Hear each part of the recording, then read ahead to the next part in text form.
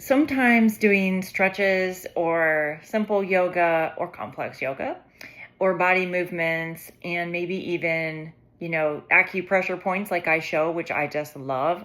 I love acupressure and I'm an acupuncturist, but isn't enough. Like body stuff, like a physical approach to a physical problem, oftentimes isn't enough.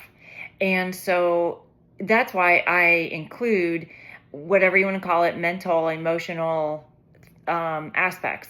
I want to say this. So there's a book from our schooling for Chinese medicine school, acupuncture school, that it has 80 some chapters, and each chapter is its own diagnosis. So there will be a Western diagnosis, a problem, an illness, a diagnosis in Western medicine that's recognized by, doctors, Western medicine title, diagnosis. And then it will have, in that chapter, each chapter is its own, illness or diagnosis. Then in each chapter, it has multiple sections where it talks about the Chinese medical pattern that's possible for that Western diagnosis.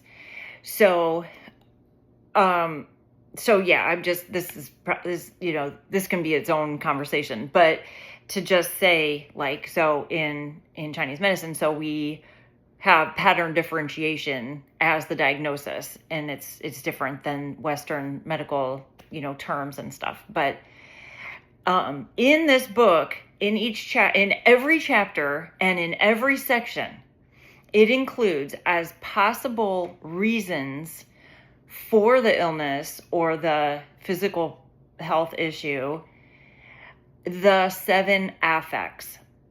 The 7 affects is referring to emotions.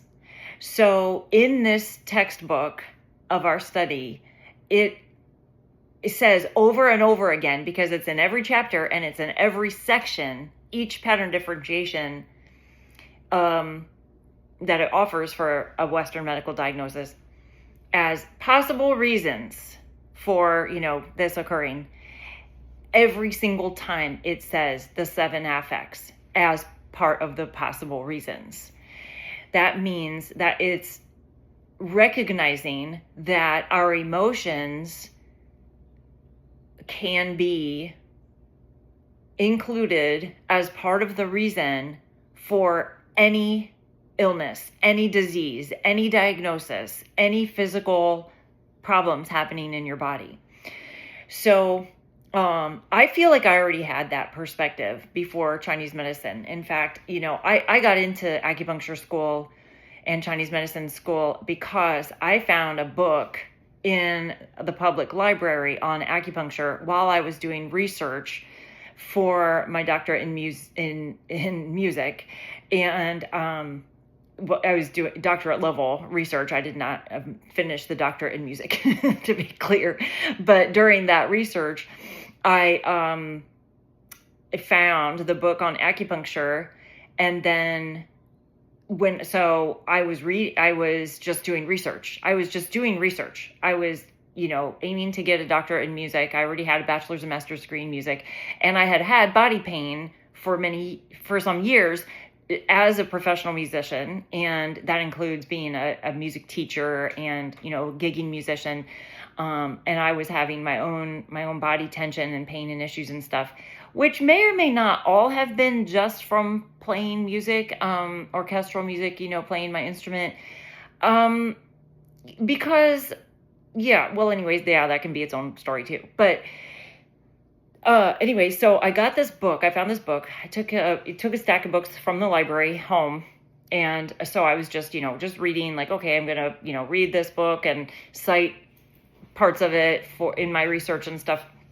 And when I got to the acupuncture book, which I really didn't know acupuncture at the time, I started reading it and I didn't put it down. I read it cover to cover, and it was not a big, thick book, but I did read it right then and there, the whole thing. And I was like, this makes sense to me. This is my language. I feel like I could have written this book, not for the but like because it matched my belief system, my perspective, my feelings, I resonated with it. So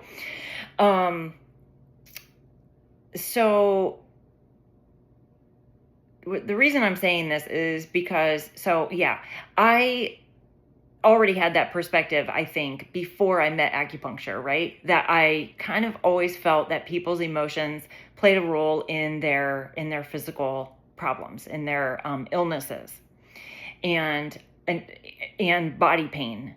And I know that I guess that can be hard for people to understand. I mean, I guess I have come to understand that a lot of people don't agree with me or think that. However, when we do address emotional aspects of our life, then, and this has happened over and over and over again, illnesses can be lifted. And that's because we're looking at the whole thing energetically as opposed to physically. So I just want to do this little short video and say that sometimes stretches are not enough. Just doing a little bit of, because sometimes people will be like, look, I'm pressing really hard on the acupoint, or I'm doing a stretch, but I don't feel better. Okay, I know, I get it, I understand. And maybe, and first off, don't force things. Like, don't force stretches, and don't force pressing on acupoints really hard.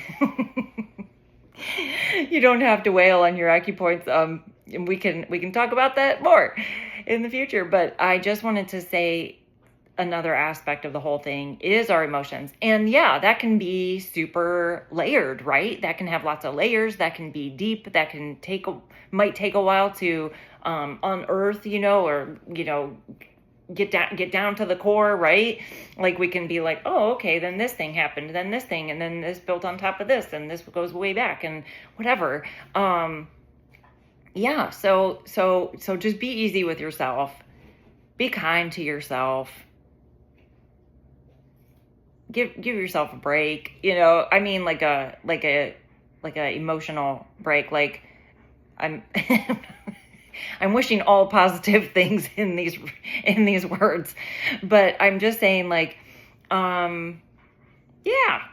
it can be complicated, but also we don't want to be like, oh gosh, this is so complicated, because I mean, that just made my whole body tense up when I was like, oh, this can be complicated. We don't need to necessarily, we can accept and be aware and understand that it can be kind of deep or complicated.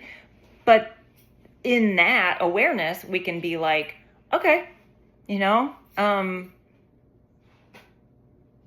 doesn't have to feel heavy all the time. And so we can work through things, and we can go through heavy emotions, or we can think about things from before. But, the whole thing is we have to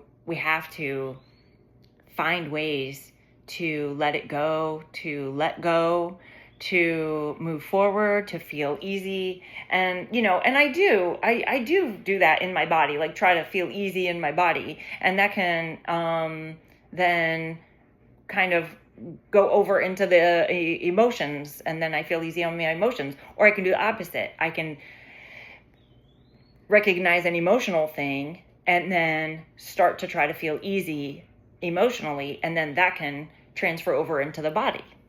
So, all right, well, I'll talk with you more, and I'm wishing you healing thoughts and kindness to yourself.